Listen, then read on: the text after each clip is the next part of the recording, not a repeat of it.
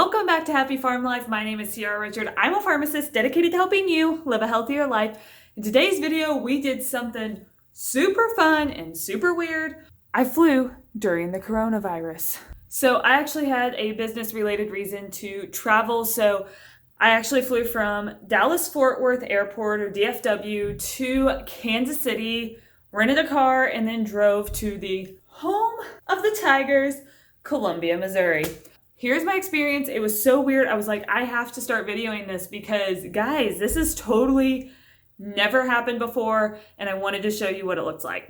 So first I drive in, and there's like nobody on the roads. It's completely bare. I go to the parking lot. They actually only had like 2 of like the 6 or so lots that they have available open. So I went to the lot. It was mostly empty. I mean, there was just like rows and rows and rows. There was not even cars. And so once I got on the shuttle to take me to the terminal, the driver actually told me that normally they have 36 vehicles and they were down to 6, just 6, because of all of this. So it's really crazy. You get to the airport and it is dead. There's nobody in the line to check in. I mean, people were like ready to pounce and be like, oh, give me something to do. I want to check you in. I flew American, so they checked me in like super quick. And then I went to security.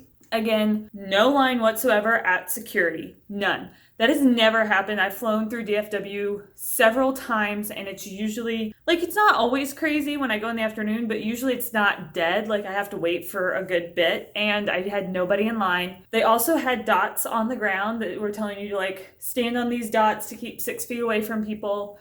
People were wearing masks, so I was wearing a mask too. So when I got down to security, I had to like take my mask off and show them my actual face whenever they check your ID. Security was super quick, but everybody like was sanitizing their hands, including myself, after going through that process, and people going through the conveyor belt and all other people's stuff being, touching your stuff essentially.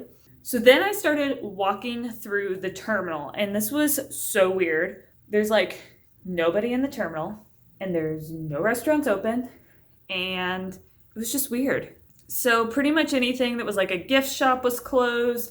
A lot of the food places were still closed, including Starbucks, which was so sad because I really could have used an iced coffee. It's fine.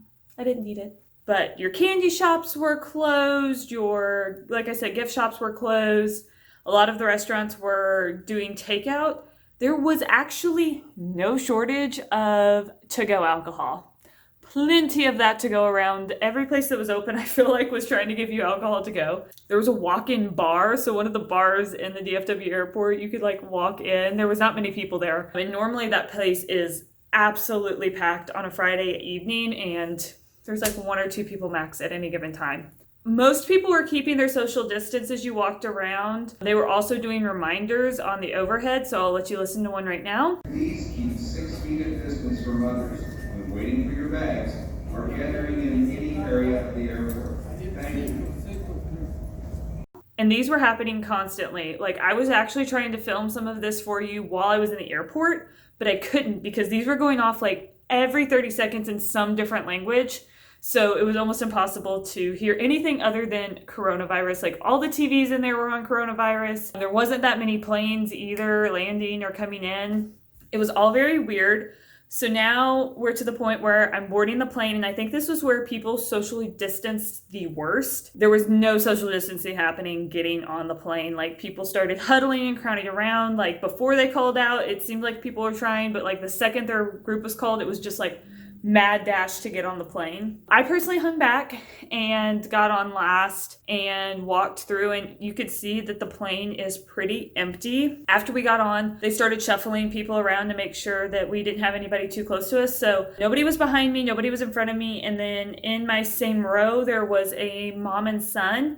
They were up against the other window. So they kept us pretty separated from each other. There was no food or beverage service on the flight. And it was a short flight, so that wasn't a big deal. I know that other airlines are doing like personalized baggies. I think Delta is doing that. So then when it came to exiting the plane, they really were asking us to socially distance ourselves and be away from others. And some people did that. I tried to do that and be respectful of the other people on the plane. And during the flight, they asked us to, keep our mask on, only whenever we were drinking or eating to take it off. So I followed those rules too, and like try not to touch anything. I know that it's being wiped down, but still, I don't know who was on there before me. So then I arrived at Kansas City, and that airport was pretty bare too. And I went to pick up a rental car, and there was nobody at the rental car place, which I haven't rented a car in Kansas City before because every time I've been usually flying out and then driving my own car back to Columbia, but it was just dead. Nobody was in there. I, at one point, was the only person in the rental car area, which is crazy. And the lady told me that that was basically how it's been for a while, that they've been very, very slow and hardly anybody in the cars. But the craziest thing that happened in Kansas City was that Delta has grounded most of their fleet in Kansas City. I would say most of their fleet, but a lot of their fleet is in Kansas City. And it was just lines and lines of Delta airplanes. I mean, you landed and you could see them everywhere, and they were all lined out by where the rental cars were. And so I just drove past like lines and lines and lines of jets that were grounded because they can't fly right now. They don't have enough people. It's kind of crazy. So then when I flew back to Texas, I noticed in the Kansas City airport that it was pretty dead as well. A lot of the things were closed. They also had a lot of the 6-foot reminders. There was nobody in line at security for Kansas City either. However, that's not unusual because of the way they have it set up. You're only like covering 10 gates per security line, so it's really pretty bare anyway. But once again, I think that boarding the plane was what people struggled with the most in actually socially distancing themselves, because they just didn't do a good job of it. Everybody just kind of huddled up and then got on the plane. And then this was a much smaller aircraft when I flew back, and so there was a lot more people. Nobody was in my personal row with me, but there was people in front of me, behind me, beside me. There was people all around. They did keep the back of the plane pretty clear where the flight attendants were, which they did that on my flight in as well. This was much more of a packed flight. And then getting off, people just shuffled out of the plane. That is what it's like to fly during coronavirus. If you liked this video, please give it a thumbs up, and don't forget to hit that subscribe button. I would love to have you on my channel for more health and wellness videos. You can check out my entire coronavirus playlist. I've got tons of videos on the virus and medication treatment since I am a pharmacist, and I hope you enjoyed and have a great weekend. Bye!